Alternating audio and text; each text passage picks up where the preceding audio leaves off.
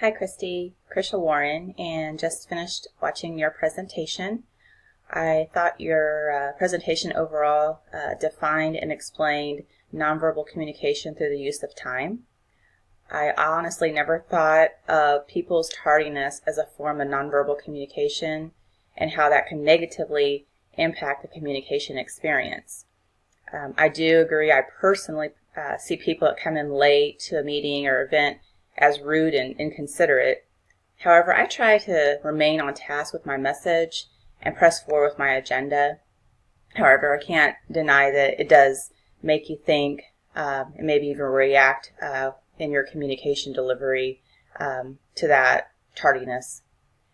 Your recent personal experience with your family is a great example of communicating through the use of time. I think that, as you said, family is number one and most important, and sometimes you don't have to say a word. Just your presence alone, obviously, is a positive communication through use of your time. I hope your niece makes a speedy recovery. Continue to hold her hand and give her a hug when you can, and thanks again for your presentation. Thank you.